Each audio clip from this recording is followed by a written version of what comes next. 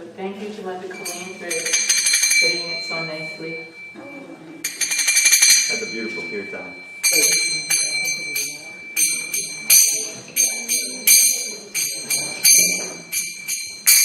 Jayo Radha Madhava Kunjabi Hari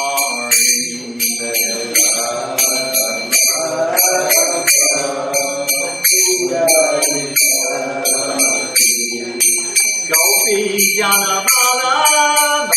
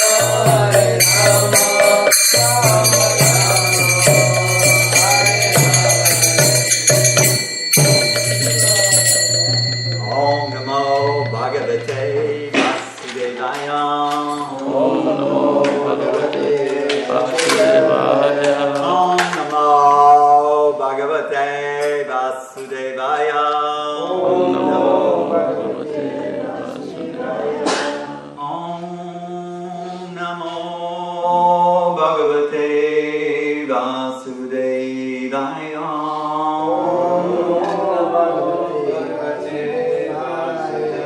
Narayanam namaskritya naram chaiva narottamam devim saraswatim vyasam Tito Jayamadire. Oh, you want to put that? Srimad Bhagavatam, Canto 1, Chapter 14, Text number 11. Should be 10. Is that right? No, I'm sorry. It says on the board 11. 11, okay.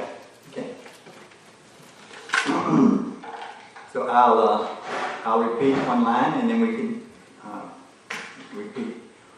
Urvakshi Bhavo Mayam Spuranti Anga Puna Vepatu Shapi Hridaye Arada Shanti Vipriyam Urvakshi Bhavo Mayam Puranchanga Puna Vepatu Shapi Hridaye Arada Shanti Vipriyam. Next. Urvakshi Bahavo Mayam Urvakshi Bhavo Mayam Spuranti Anga Puna Spuranti Anga Puna Vepatus Kapi Hridaye Vepatu Shapi Hridaye Aradya Shanti Vipriyam Arada Shanti Vipriyam. Urvakshi Bahavo Mahyam Spurantyanga Puna Viphatuschapi Hridaye Aradashanti Vipriyam Urvakshi Bhavo Mayam Sfuranti Anga Puna Bepatuschapi Hridaye Aradasyanti Vipriyam. Ladies. Urvakshi Bhavo Mayam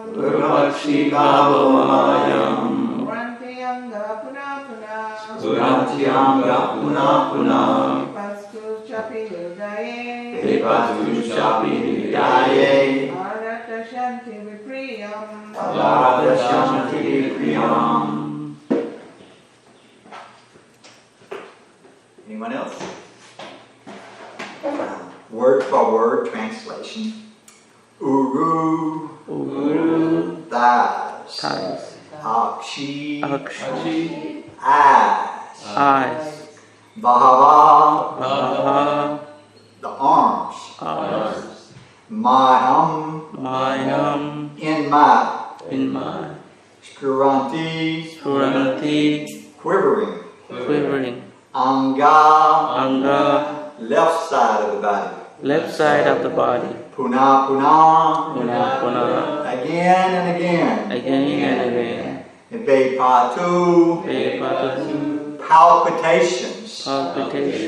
Cha also. Api certainly.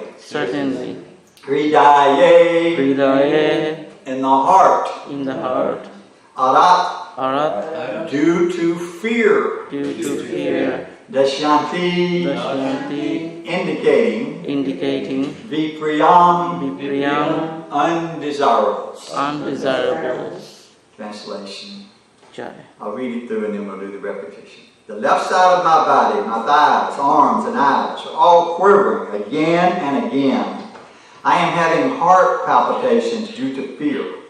All this indicates undesirable happenings. Please repeat. The left side of my body, The left side of my body, my thighs, my thighs, my arms and eyes, all quivering again and again. are all quivering again and again. I'm having heart palpitation I'm having heart palpitation due to fear. due to fear. All this indicates undesirable happenings. All this indicates undesirable happenings. Purport by His Divine Grace, Srila Prabhupada. Jai Srila Prabhupada. Material existence is full of undesirables. I was thinking of that term that they used in politics. They call them deplorables or something like that. So just thinking undesirables. It's like a class of people. Of course, the material world is full of anyway. Material existence is full of undesirables, so it's not like we're sectarian here. Material existence. Things we do not want are forced upon us by some superior energy, and we do not see that these undesirables are under the grip of the three modes of material nature. When a man's eyes, arms, and thighs all quiver constantly, one must know that something is going to happen which is undesirable. These undesirables are compared to a fire in a forest. No one goes into the forest to set fires, but fires automatically take place in the forest, creating inconceivable calamities for the living beings of the forest. Such a fire cannot be extinguished by any human efforts. The fire can be extinguished only by the mercy of the Lord, who sends clouds to pour water on the forest. Similarly, undesirable happenings in life cannot be checked by any number of plans. Such miseries can be removed only by the mercy of the Lord, which sends His bona fide representatives to enlighten human beings and thus save them from all calamities.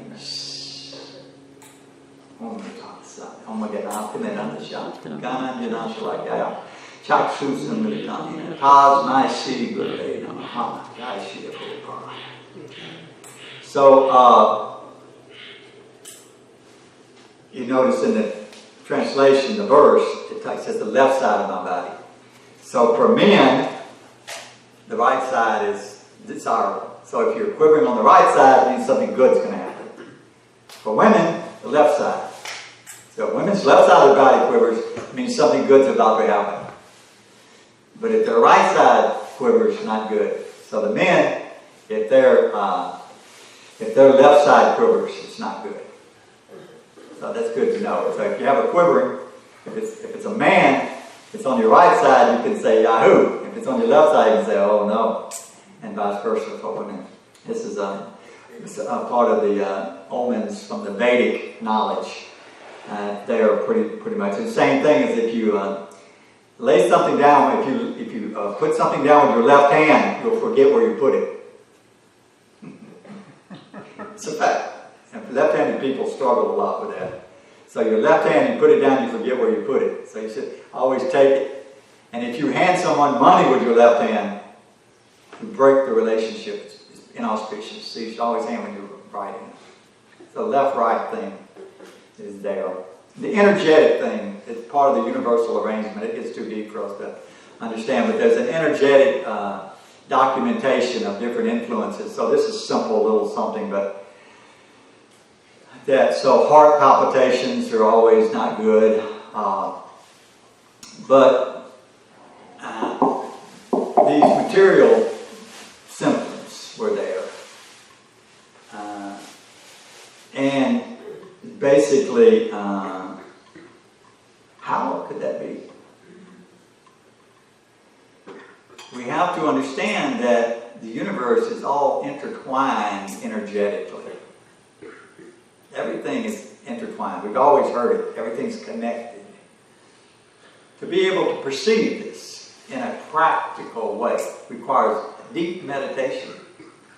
You can actually get to the point where you can understand the energetic influences when you understand the energetic source.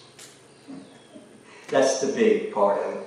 A lot of times people want to do the energy without understanding the source of the energy. So they want to separate the energies. which is kind of crazy in a way. Because why would you want to separate the source from the energy? Because, that's kind of what's cool about it all, is that there's someone creating these dynamics. So why would we separate the energetic from the energy?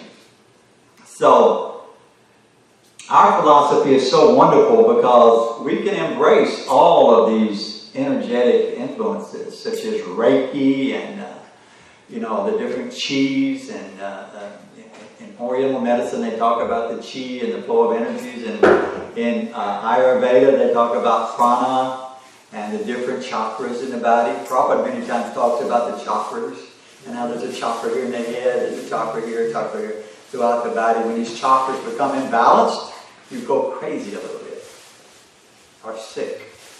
If your air is unbalanced in the head, you're a little bit nutty. You've heard people say airhead or something like that. So there are these energetic influences of the air circulating through the body. So that's how Ayurvedic medicine is able to create health, is they rebalance these airs, these life airs circulating in the body.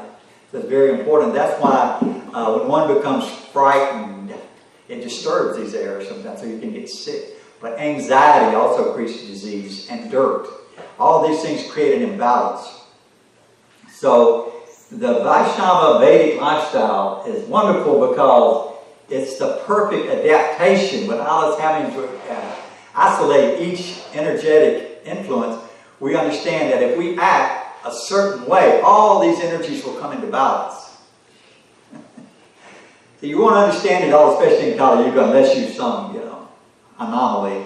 But practically speaking, no one really knows what they're talking about when they get into the energy stuff too much. They kind of like wing it after a while. But you don't know because you don't know. I see these people, they get into the Reiki thing. And there is a certain amount of, Reiki has some influence. And it's an energetic influence. My wife does, so I don't know the mantras and that. But it's an ancient system that actually came from the Vedic Ayurveda. So some people do it, and it's like all of a sudden, they're healing everything, But I have been in that experience where some people can really do Reiki. Really. And they can, do some amazing results. You can feel the influence physically. And other people, it's like, not effective. So it has to do with, understanding how to manipulate the energies a little bit. But the trick is, if a Vaishnava becomes expert at Reiki, you can cure so many things. That's how Jesus was able to do the whole healing the sick with his hands. Yeah, perfect healer, perfect mystic. He came from the planet of the holy sannyasis, where they perfected sannyasis, Satyaloka. So he had all these mystic powers. And so he could heal people with the hand. Bring people back from the dead, all that. Chase spirits out, put them in the holes, and run them into the lake. So he could do these things because he had control of the mystic potencies. But goodness, he was healing. He cared to use it for good. So sometimes people can use for nefarious purposes. So anyway, so these energies were indicating. This is Maharaj Yudhisthira speaking. Yes. Yes, Maharaj Yudhisthira speaking. And he's pointing out something not good here. I don't know what it is. Actually, he probably sensed it, and if you read earlier, he had already kind of understood what was happening. Because many times by looking around you, you can sense what's coming. And some people will explain, well, that's super soul giving. It is super soul giving, but there's physical manifestations, omens are there. So if you're open and you're aware, just like when Nanda Maharaj went to visit Vasudeva, Vasudeva told Nanda Maharaj, you need to get back to Vrindavan because there's some things that are not auspicious are about to happen. You need to get back home now, like hurry up. And so Nanda Maharaj didn't know what he was talking about, but when he went back home, he got there, and who was there? Putana, the witch. She was there, and Krishna had killed her. And so Nanda Maharaj thought, wow, Vasudeva is It's amazing. He knew something was going to happen before it happened. But it's explained, Vasudev was, Prabhupada was explaining in the purport somewhere in there, Bhagavatam Prabhu told me this one. He said, Vasudev, it was a really nice class he gave about it, where he explained that, Vasudev was able to see the omens coming, the ill omens, and he was able to say, hey, something's, because it's there in front of you, if you have the eyes to see. Many times you can sense it. Like Mahaprabhu, one's really nice advanced Pujari devotee, was explaining one time that you always have a little warning in your heart about something. You know it, but sometimes you don't listen. Super subtle, saying, Prabhu, you feel kind of like, I don't want to do this. Something's not right. But you think, oh, what the hell? So we don't listen to the intimations within our heart. So the pure devotee, of course, is very sensitive. And so these things are commonplace on the mystical pure devotion level. All the mystic things are there. Goodness and awareness and communication. It actually, Prabhupada points out that when you come to the temple, it's not that Krishna's here in a material form. This is Krishna. Krishna's here. Krishna's here. Now. How are y'all still sitting there? Krishna's here. If we really perceive that Krishna's here, what would we be doing? We wouldn't be listening to a fool sitting here. We would be like, Krishna's here. We couldn't stop thinking, Krishna's here. Radharani's here. Finally, Gauri's here. We would see them. You understand? You actually would see Krishna. But our eyes, our perception is limited because we still have not given everything to Krishna. We haven't fully been able to maturely assimilate the awareness of the absolute truth and manifest in the form of complete immersion, complete surrender, complete attraction to Krishna. We still maintain some, doubt. Right? It's not like I'm making this up. It's there in the Bhagavad Gita. Arjuna had some doubts. And Krishna said, where has this doubt come from? You're supposed to be enlightened. Why are you, moaning over something that's not worthy of your concern? What's going on? You kind of lost your bearing here. You kill this demon of doubt. How? With knowledge. You see, what we have to offer is the absolute truth. Your mama told you sometimes, I'm going to whip your butt, and that's the absolute truth. If you don't do what I tell you, I'm going to tear your behind. You think I'm lying? It's the absolute truth, boy. So the absolute truth is it actually is the ultimate of all realities, is that Krishna's tu Bhagavan Swayam. Now, why don't we know it? How come we don't know it? It's the truth.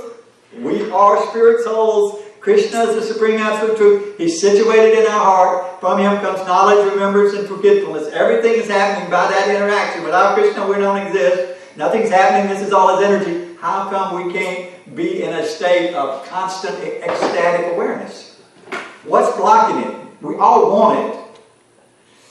It's knowledge. It's perception of reality. We are conditioned souls. We have been conditioned by what? By a database of propaganda which has been food-fed where? Into the mind. Maimavamsa, you should wear this around your neck. Make a little verse and put it on one of the little silver things. Maimavamsa jiva loke jiva bhuta sanatana manasastani indriyani prakritistani karsa. That's it in a nutshell. That's everything you need to know right there. We are eternal living beings. Huh? What's the verse? What's the translation? Say it again. The translation. Some people don't know the verse. Okay. Wait. You can sit up here with me. Come on. translation, my good wife wanted me to explain it. The living entities in this material world are my eternal, fragmental parts. You know the rest of it? You're struggling with the mind and six senses. You know the rest of it? Mama?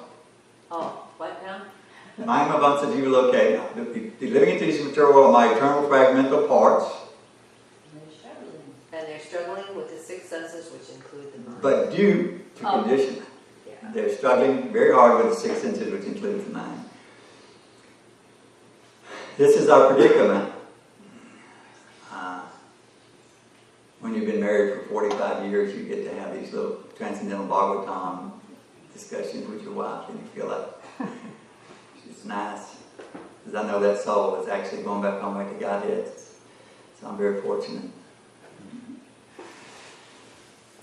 Mahima Vansa Jiva Loke, Jiva Bhuta Sanatana, Mana Sistani Indriyani Prakati Stani Parshiti. The living entities in this material world are my eternal fragmental parts. But due to conditioned life, they are struggling very hard with the six senses, Indriyani, which includes the mind. So the mind is the big deal here. Okay?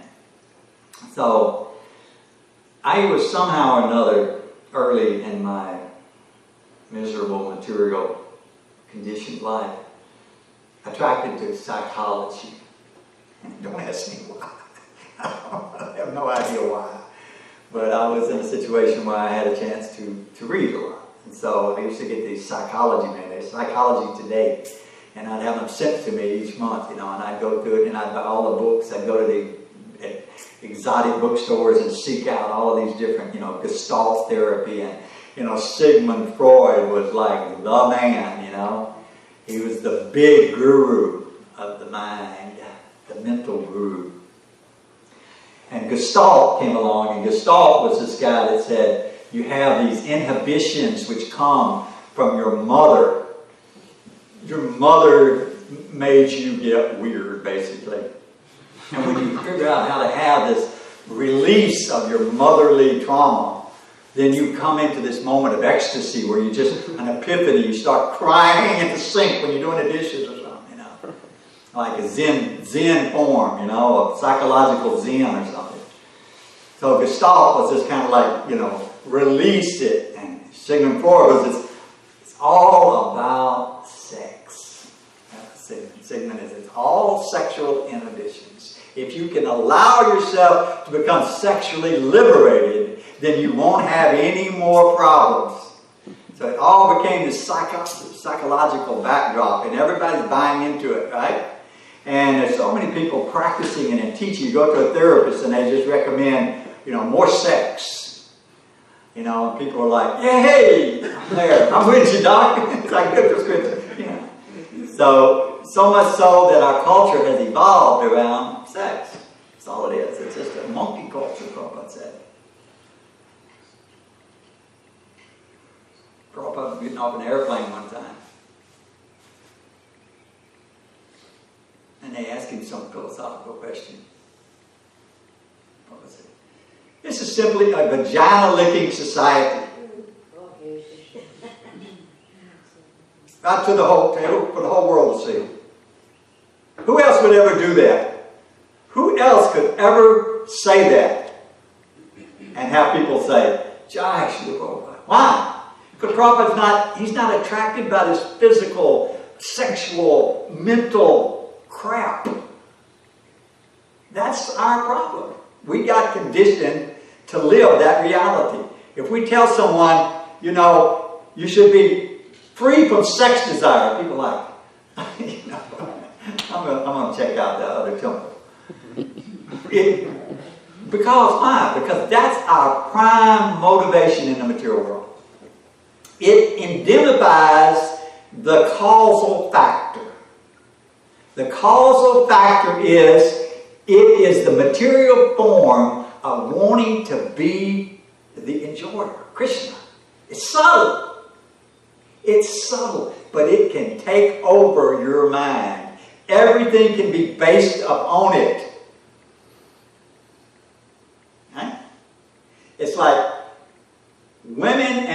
these bodies, all made of the same elements, earth, water, fire, air, and ether.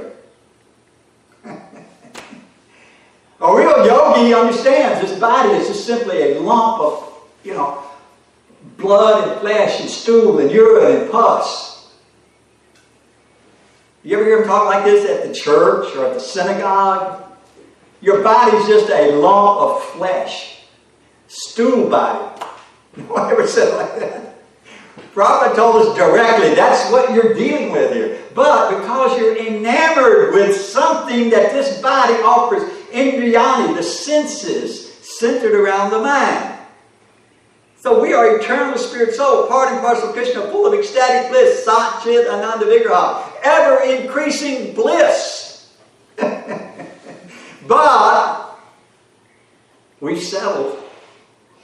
If you have a big bowl of sweet rice and someone gives you a bowl of stew, we're gobbling stew instead of sweet rice. Why? Because our taste, our desire, indriyani, the mind, we've developed a taste for what the material energy offers. It's that momentary kick in the face sex life. Probably called it mudha. It's like an ass working in the field all day. He goes into the barn and the she-ass kicks him in the face, and he's like trying to have sex with the she-ass. She kick him in the face. He's like, go ahead, and people think, oh, that's funny. You don't realize you're the same way. Mudhas. They're chasing, working their head, working, getting up at 4 o'clock, driving so far to Pascagoula or New Orleans or, Baton Rouge even, to work every day to make a little money. They come home, they have a little supper or something, and then, they have a little sex life. And then they get up the next day and they do it again and again and again and again and again. No one ever stops to think, what the hell is this all about? Why am I working myself like a dog just for some little sense gratification? Because the mind is so enamored with it. It's so enamored with that little momentary sex gratification. So when we put it out in reality, people are like, let's don't talk about that right now. This is private. I really don't want you talking about my sex life. It's like, and they cut it off. You can go and you can have monkey implants. You can have operations and change your glands and become a woman or a man. Men of the same sex can marry. It don't matter. That's all okay. But don't bring it out to the point that, sex life is part of this material energy, and it is totally an illusory activity which binds us to birth, death, old age, and disease. Millions of births we've gone for a little bit of sex life. Because you don't even have sex life unlimited. The demigods, they have sex life anytime they want with the most beautiful creatures you can imagine, and they don't even get pregnant. Except for one child at the end, they have one child. Boom. And there's no morality about it. Oh my God, you had sex with your cousin or something. It's not like that. It's unlimited. It's just on this high level of sense gratification. Here on earth, we're trying to enjoy in such a depraved way, and we're suffering. We should look at each other and say, Prabhu, there's got to be something better. So there is. Thank God. What is better? When we can train the mind to be happy without being focused so much on sex life. How can you do that? First, you have to withdraw the senses. It's like a tortoise. The tortoise brings the limbs back, right? So we also have to withdraw our senses. You can't, they always taught you, Gestalt taught you, do it more, do it more, do it more. Prophet said, stop it, do it less. Control your senses. That's why I say the Hare Krishnas were never invited to the yoga parties. Because we always said, no, you're nonsense, you can't have sex life. You have to give up. No, get out of here, You're spoiling the fun. Because the big yogis say, come, you can do anything you want. Just as long as you do your little meditation. You can have any kind of sex life you want. Prophet said, no, you have to give it up. You have to control your senses. You have to become a celibate yogi. Prabhupada wasn't selling us a bill of goods. Prabhupada was telling the truth. The only way to control the mind is when you control the senses. The only way to control the senses is to engage them in a higher taste. What's the word, Mahalakshmi? What's the phrase? Engage in a higher taste. What is it? Pradam Drisvar Nivartate. Pradam Drisvar Nivartate. So what is that higher taste? It's simple. You rise every morning, you come to the temple, and you chant Hare Krishna in Kirtan and on japa beads. That's it. It's there. You develop a taste for that. It's thousands, not thousands, millions of times greater happiness than sex life. It's a fact. It's a simple fact. But the trick is, do you believe it? Do you trust me? Do you think I'm selling you something? Do you think I'm just trying to get you to become like a Hare Krishna, to join a movement, to join a religion? Or am I telling you the absolute truth? You will never be happy until you control the senses and you engage the senses in a spiritual activity which brings you much greater pleasure. So chanting Hare Krishna is that pleasure. It is there. I've tasted nectar way beyond anything I've ever tasted in this material world. Way beyond it. Am I still addicted to sense? Yes. Why? Mayamavansa jiva loke. I'm struggling with my six senses in my mind. Nobody wants to hear this, but the truth is, if you can be serious, fight the mind. Srila Bhaktisiddhanta used to say, you beat it in the morning with a shoe and with a stick at night. You beat your mind. You don't listen to your mind. Your mind's going to cheat you over and over and over again. It's going to keep telling you, yeah, you know, you got to do it. If you don't do it, you're going to create this blockage inside of you. You got to let that out, you know. You can't control your senses because something's going to explode in here. You won't be natural. You'll be abnormal. You'll become a criminal or something because you haven't fully realized your sexual identity. You'll become a pervert, let's say. That's what they say. If you don't engage in sex life, you will become a pervert, they say. We say no. Prabhupada said no. The Vedas say no. What they say is, one can't have sex life according to religious principles. What is that? You have a nice wife. You're married. What are they supposed to be? They're vows. I vow before the deity, I will stay with you, I won't cheat on you, I'll always take care of you, I will help you become Krishna conscious, I will make our kids more Krishna conscious, I will always protect you in every way. And the wife says, and I will always be there for you, I will stick with you thick and thin. When people attack you, I'll be there to stand up for you. You know, you create all these vows. I've seen some Vedic weddings and the vows go on, but you know who the vows are mostly? The man has to make most of the vows. The woman basically says, I'll be there for you. Really, it's just a fact. I was like, boy, this is really one-sided. The vows go on and on for the man. You have to do this, you have to do this, you have to do this, you have to do this, you have to do this. It's a perfect arrangement. And the wife is there to assist the husband. Krishna's created it. There's man and female. There's not going to ever stop being male and female. It's always going to exist. It's a universal energy. But actually, we're all female. Yeah. There's Prakriti and Paraprakriti. We are enjoyed by Krishna. Therefore, we are the feminine energy. You have to kind of let your mind wrap that around it. Doesn't mean that we're acting under the influence of the modes of material nature, thinking that we're female or male. It means that we understand that Krishna enjoys us in a pure state. There's no sexual inhibitions. There's no lust. Lust is the word. There is what's called prema. There's a big difference between the two. You're going to have emotions. You're going to have love. You're going to be enthralled with your lover. You're going to seek out your lover and be in anxiety. The highest level is called paramour love in the spiritual world. It exists, right? But here it's very degraded. Because why? Everything's like a banyan tree. Like you take a tree and you turn it upside down in the water, a big banyan tree, everything's upside down, right? So in the same way, this material world is like a perverted reflection. It's upside down. So here, the lowest thing in the spiritual world is the highest thing.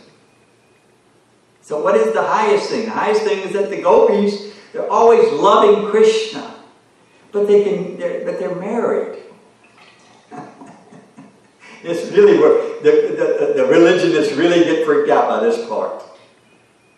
The gopis, all married, many of them, have to go in the middle of the night to see Krishna and have loving affairs in the forest. That's God. It blows people's mind. They can't wrap their mind around the understanding that Krishna, the supreme enjoyer, has loving affairs with young girls in the forest at night, the gopis. And this is the highest spiritual attainment.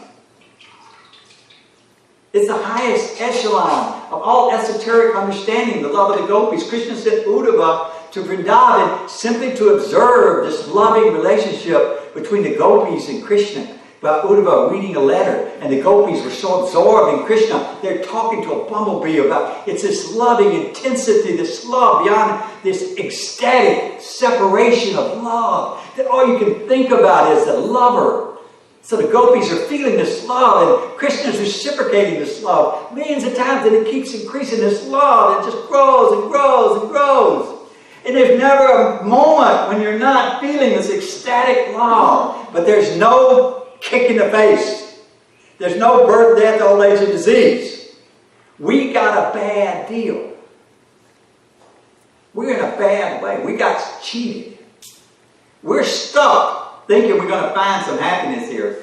It's like a will-o'-the-wisp, Prophet calls it. You go in the bog. There used to be this place where I grew up, and they had this light that came out of the swamp. It's a swamp gas. And people would see it. They call it the light. And all the teenagers would go there to see the swamp gas come up. Oh, and they all the story about some woman and got killed and her kid, blah, blah, blah. And so, but it was really swamp gas coming up at night. They call it will-o'-the-wisp.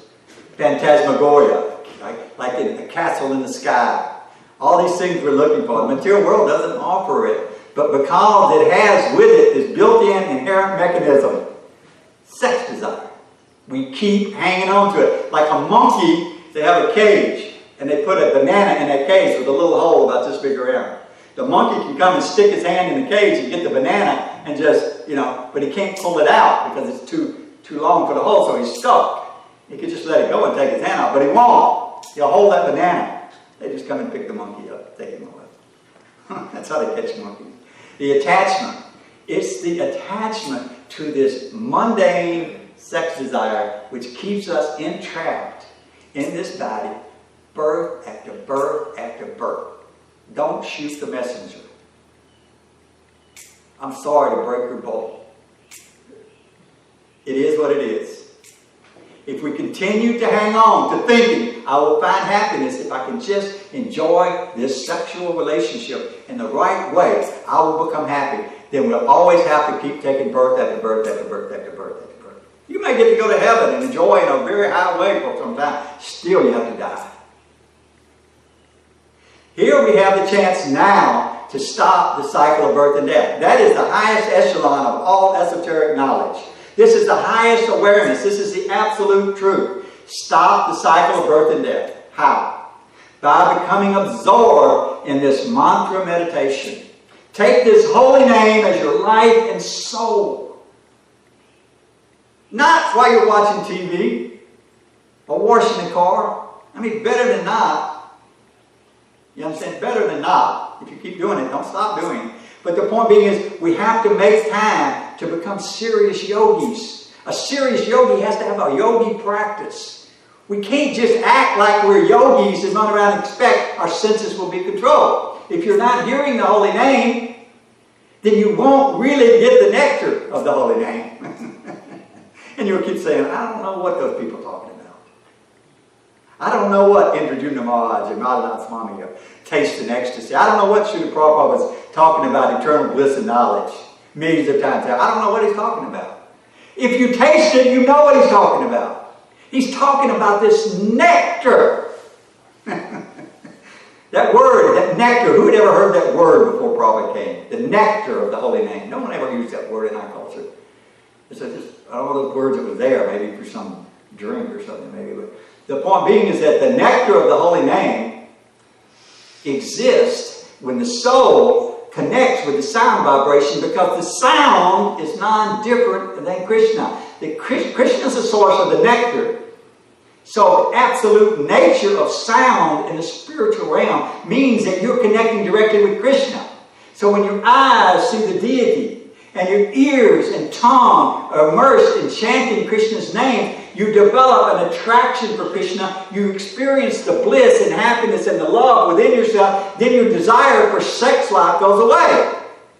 One great yogi said, when I think of sex life, my lip curls and I spit. It's not artificial. It's not like you have to lock yourself in a room. But you have to have an engagement that replaces the sex desire. Sex desire is all Maya has. That's all Maya's got in all its subtle forms. Pride, arrogance, right? All the demoniac qualities there. Those are all subservient things to the ultimate lust. And they all bound around that lust. Prabhupada used to say they build skyscrapers off of sex desire. But it doesn't mean the sex desire in itself cannot be dovetailed and become pure. Because Krishna says in the Bhagavad Gita, I am sex desire, sex life according to religious principles. Sex life according to religious principles. They used to have, when the kings and queens would go to have children, they would have a big ceremony. It was pure. It was done in such a way. There was chanting of mantras and prayers. They were conceiving a holy soul to bring a soul and to spread their knowledge. And now it's become so perverse because it's all centered around the body, the senses, the mind. There's no higher principle. Marriage becomes just simply convenient. When they get old and there's no longer sense, you're divorced. Huh? You leave your wife or your husband because they're not attractive enough anymore. They can't provide you with the sense gratification you want anymore. So it's divorce. In Christian consciousness, there should be no divorce like that. Spiritual life means marriage for the purpose of propagating children in Krishna consciousness. It's a gradual segue, but ultimately we have to know the philosophy. We have to know the essential point. I'm not cutting any corners. I'm telling it directly as it is.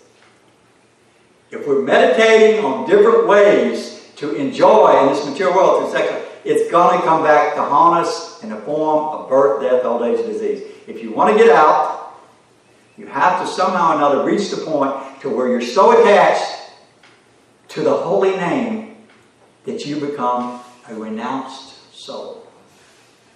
One of those souls, kind, loving, compassionate, has respect for all beings, women, men, children, everyone, not averse to anything, all the qualities you want. But they have within them a type of pleasure that's not based on lust. What is that pleasure? It's the pleasure coming only from the pure devotee, from Krishna. It's a pleasure which I cannot give you. I can describe it. What is it? It's loving ecstasy. Without any inhibitions. Without any guilt. It never makes you morose. What does it do? It inspires you to love unlimitedly. You know, like Jesus Christ. What did he say when he was being crucified? My cup runneth over. What's he talking about? What's running over? What is he tasting? You see, this is postgraduate level of spiritual science. Krishna consciousness takes it all to the next level. The nectar that he's talking about, what's in the cup, is the ecstasy one gets when one associates with God in a pure spiritual form. What form is that? Who's offering another form? Only Srila Prabhupada came with this whole Hare Krishna movement that's been germinating for generations and finally it manifested in this age of Kali. What is it? Harinam Sankirtan movement. We are part of it. No matter what color, where we come from, what sex, whatever, the point is we are part of the nectar of becoming liberated sages. We may not do it this lifetime. We may stumble around, get a little bit, but it doesn't stop with one lifetime. If you become attached to the holy name, when you take your next birth, you take your birth in a family where you hear chanting Hare Krishna in the womb instead of Elvis Presley or something. You hear the holy name being chanted. You hear kirtan. You're in the womb. What do you hear? You hear Hare Krishna. You think, oh, this worked out good. I'm hearing the holy name. But you have to prepare to get such a rare birth. You have to prepare to take that birth. It says right in the Bhagavad Gita, if you're not totally successful in this life, it doesn't stop at the end of life. You understand? It's not an all or nothing proposition. But we have to know the philosophy. We have to develop the taste. It's called ruchi, right? Yes. Ruchi is the taste. It's a taste that you get that makes you get out of bed in the morning. It makes you take your cold shower or take a shower, and it makes you pick up your bead bag. Why? Because you know that taste is there, and you think, God, I love that yesterday, how I felt. I loved it when I was chanting Hare Krishna, and I was just feeling this happiness that beyond anything I've ever felt. I felt like I loved all beings. I felt like I was so in perfect unison with the universal. I felt perfect. And I wanted more of it. I couldn't get enough of it. I wanted to chant more. So you remember it. Next day you may wake up with a headache. You may think, oh, I don't want to. But you remember that taste, and you think, I want more of that. You become eager. It's called loyal. This eagerness is the cause for success. If you don't have that eagerness, if you don't push it and find that eagerness, you cannot overcome the modes of material nature. You cannot overcome Maya unless you are enthusiastic and eager, hungry. If you want to be a superstar at anything, what do they tell you? You got to be hungry. Isn't it? You got to want it bad. You got to push yourself. Huh? Krishna consciousness is the same way. Do you want to stop death? I don't want to die. You don't want to die. None of us want to die. But we're staring it in the face. Right? So how can we stop it now? It's like being smart. You get your ducks in a row, they call it. You prepare yourself. So next lifetime you don't have to start where you started. So that prism of the mind that's conditioned us from birth makes us not be able to totally immerse ourselves in Krishna consciousness. So we have to change that prism. We have to keep pushing in here what? Krishna Kata, the holy name. The mind starts to change. And then it's not so odd. You wake up and you realize, yeah, Krishna's God. I woke up one day and I said, I think Krishna's God. That's what I'm saying. I was like 40-something years old. One day I woke up and said, I think Krishna's God. God. All this time I just never really realized Krishna is the absolute truth. He's God. Everything's true. It's all true. This is all true. And it's like you get this profound realization and you think, God, I wish I'd have been more serious earlier. So you start getting serious. You get more and more serious. So you chant, you chant, you chant. Prabhupada used to say, chant, chant, chant. And he said they would say, can't, can't, can't. So we can do this. All of us, any of us can do it. So I humbly submit that you don't have to take my example, because that's not a very good example. But you can take the example of Srila Prabhupada and all of Acharyas, the great sages, Lord Brahma, Govindamadi Purusham Tamaham Dhyami. I worship Govinda, the primeval Lord. And if you do like that, you will not have to take birth again in the material world and live the life of a hog, dog, camel, or an ass. I had to finish the theme of the class on the grotesque, heavy part. I know I sound kind of radical, but I was a brahmachari one time, so it's like, I do have the brahmachari in me, the renouncement in me a little bit. So please forgive me if I'm too harsh, but I thought maybe it wouldn't hurt if we put that out there. You may not hear it from anybody else, so I thought maybe I'll give the true slant, the actual preaching that Prabhupada did many times, that you're not this body and we have to give up sex time. Yes, Prabhu. We open for questions, comments? Louder, please. Anything, yes. Louder, please. For those who want to know, the Bhagavad Gita verse about the mind was 15:7. 15:7. Right. And in Srimad Bhagavatam 2:22, 2:12, it discusses the subtle sex, which you're talking about. Adoration, distinction, and profit. What do y'all think? You have any questions? Other Krishna has a hand. Yes, John. So, according to what you're saying, the best thing for a woman is to attain a state where she doesn't have to reproduce and send.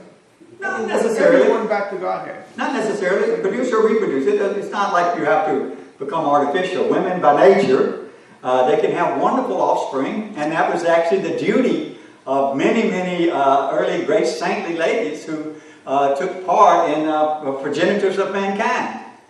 Without women to produce progenitors, I mean, how does the planet survive? We have to have people, you have to have birth, and you have to have sex life.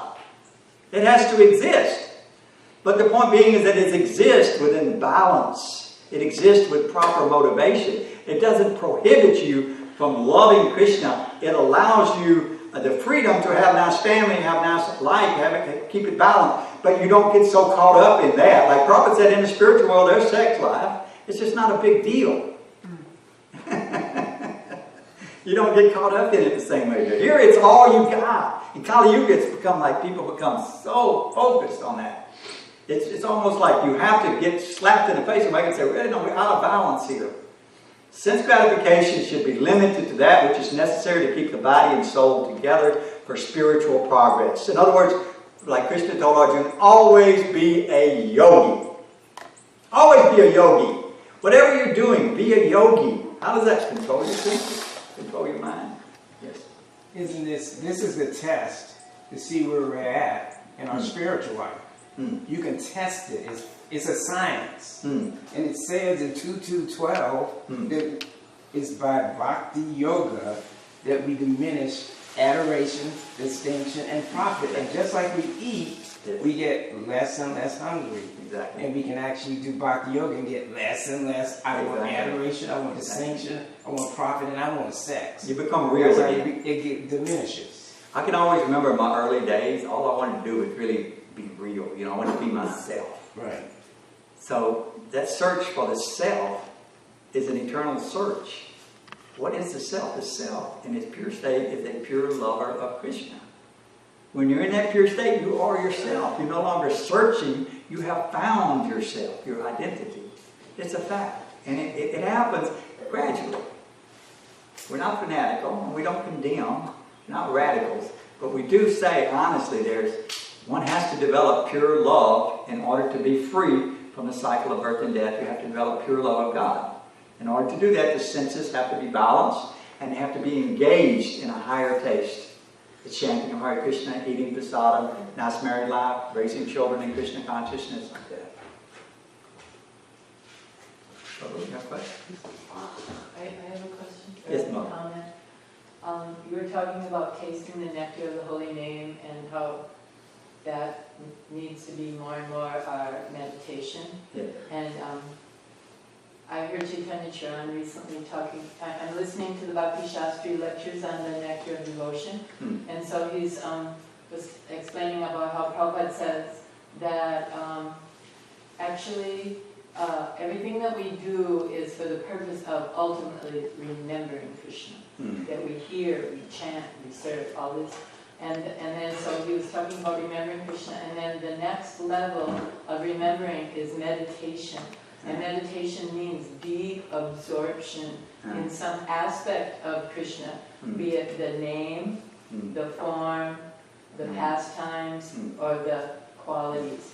He said, then he added another one, that he said that meditation can also come through seva. And that's actually he was proposing like the easiest thing for us to do at this point. Not that we don't also become absorbed in the name, but when I heard that, I felt so happy because, that's what I can do. I can serve and I can make that an offering to, for the pleasure of the Lord, shy anyway. And so it all of a sudden it became so much more like accessible to me to think like that seva can be a meditation and a segue to remembering Krishna and perfecting our spiritual life. The 9 processes. 9 processes. Any one of them could take you back on. But Prabhupada one morning in Mayapur he came and the ladies were doing garlands. And Prabhupada would be very happy with them making garlands for the deities. He came one day and they weren't there. All these Indian ladies. Prabhupada said, where are they? Flower ladies. And they said, we told them they have to go to the morning program. Prabhupada said, this is their morning program. They're making flower garlands for Krishna. That is their morning program. You see, sometimes we get mixed up. It's like any path that brings one to Krishna, that's that's your path. That if you find success in it, if it's meaningful to you and it gives you something to grasp, and like some people like Ani's doing mixed martial arts, who would think, you go out into that world of, rough and tumble, but because he's practicing Krishna consciousness, his desire is to tell people about Krishna. So if he knocks some guy out, he can say, Krishna gave me the strength. Balaram gave me the power. Right? I'm just saying. So Caitlin is doing her science, working in the social services, right? Helping people with... no, like philosophy, environmental ethics. Yes. Yeah. You will be a teacher of some sort. Yeah. So the point is that by teaching, you can ultimately just teach the truth. As knowledge accumulates and you discern what's true, what's real, with your intelligence, without vested motive, but with pure heart, at that point, then you can give the truth. Tad vini paripatena paripasnena sevaya upadekshanti te jnanam jnanastapados. Just try to learn the truth by approaching the spiritual master. Inquire from him submissively. Render service to him. The self-realized soul can impart knowledge to you because he has seen the truth. We all have to have a spiritual master. And the spiritual master guides us. And he tells us, when we're off, he gives us a little kick. When we're on, he gives us a little mercy, a little nectar. These both are the same. One lady in Dallas, Prabhupada one time, she painted the deities right before installation, and Prabhupada was going to install them, and the deities were wet. So Prabhupada said, who has done this? And it's this one mother, they called her, and she said, she has. And so Prabhupada, bring her to me. He said, well, why have you done this? And she was going to say, like, well, the temple. Prabhupada said, no, why have you done this? She says, because I'm a nonsense, Prabhupada. She said, yes, and you will be a nonsense. And so she started crying, and she left. And she went outside, and Satsvarupa Maharaj came up to her, and she said, I've never felt such ecstasy in my life. She said, I just felt so happy. It's the same love. It's absolute. From the pure devotee, a little chastisement, it cleans our heart. You understand? It moves us. It makes us loving. It makes us love Krishna. We need a little bit of... So the spiritual master gives that. He gives a little love and he gives a little chastisement, but it's all about love. There's never a chance where he's wanting to just admonish you, but he's wanting you to understand. No, follow these principles. Don't speculate. Chant this mantra. Don't chant that mantra. So you have a bona fide guru. And then he imparts the truth to you. Then you become guru. So many people want to become guru without guru. You cannot become guru without a guru. You can't just become a guru. Like Prabhupada, you see the disciplic succession coming from the 6 Goswamis, right? We have it on our altar. Each one was guru, guru, guru, guru, down to our disciplic succession. So always have a guru. Find a guru, render service to him, and he will impart knowledge to you. Why? Because he saw the truth. He knows Krishna. He will give you Krishna. It's like Prabhupada has given many of us the same instruction. Prabhupada didn't always just be nice to you. He would kick you a little bit sometimes. Prabhupada could look at you and make you want to crawl under the rug. Because he saw you as you are. But at the same time, I remember those moments, and I think that was the most wonderful mercy. I never forget those glances. I never forget that looking at me like, seeing right through my soul, Somehow or another, he cared enough to also mark me and give me the chance to stay in the Hare Krishna movement. I could never leave. Why? Because Prabhupada, I can never forget Srila Prabhupada. The pure devotees' love and sincerity, they always come for you. And the Lord always comes back for you if you just try a little bit. If you give it one good shot, especially in the beginning, it says in Srimad Bhagavatam. Especially if you're very sincere in the beginning, when you first come, if you give it a good shot, you'll get a taste for it. And then it'll never go away, because life is ups and downs, ups and downs. A lot of things coming at you. It ain't all, student life. It becomes reality. So what do? You always have to remember the nectar that you had from that kirtan, or from that class, or from that reading, and you pick up your books or your feed, and it's a yogic process throughout your life. It doesn't happen quickly, but it happens gradually, and it's eternal. It's a bona fide science. This is reality. It is not something that's a pseudo thing that the movement come up, social structure. It's an eternal science which is being reintroduced into a very depraved culture in an age where things are very fallen, very materialistic. But because it's adapted by the Lord Himself, it fits with us. It fits with our culture. Music. Lita Avatar was a music freak, right? She came to Krishna consciousness. There's music, right? Philosophy. Some people like to read, this is the highest philosophy. It says right in Srimad Bhagavad Gita, this knowledge is the king of knowledge. So it's all, everything is here. I like plants. Prabhupada was always talking about herbs. He was an Ayurvedic herbalist. Something in it for everybody. Prasadam, we all love prasadam. So somehow it's adapted in such a way that we get attached to it. John loves working on the farm. He's up there in the morning, he's out there at the farm before most people are out of bed. He's out there in the field. He tastes it, he likes it. That's Krishna, like Mother Bhagwan said, it's seva. But ultimately, the holy name is it's what we hold on to. Because it never goes away. It's always available. Like our beads, we should just, love them, massage them. They become part of us. And if you chant sincerely, it's yoga. You become a yogi with the holy name, the mantra. Hare Krishna, Krishna Krishna, Hare Rama, Hare Rama. Valery for sure is chanting Hare Krishna. He's not quitting chanting Hare Krishna. Huh? Old age, problems, what does he have? The holy name. He comes here in the temple, you see what is he doing? Hare Krishna, Krishna Krishna, Hare. He's not going to some psychologist or some therapist. He's got the holy name. That's us. That's what we have. We have the holy name. It's enough. It's all we need. It's everything we need. I promise you. Yeah, if you have the holy name, you have everything. Krishna is contained in the holy name. Krishna is the original reservoir of all pleasure. Krishna is the absolute truth. If you have Krishna, you have everything. You see, if you do it, if you dedicate yourself to that mantra, that Hare Krishna mantra, and you chant it sincerely, you will see the results. The proof of the pudding is in the eating. No one has to tell you you're full. When you eat, no one says, okay, you're full now. Caitlin's thinking about eating now. Okay, Hare Krishna.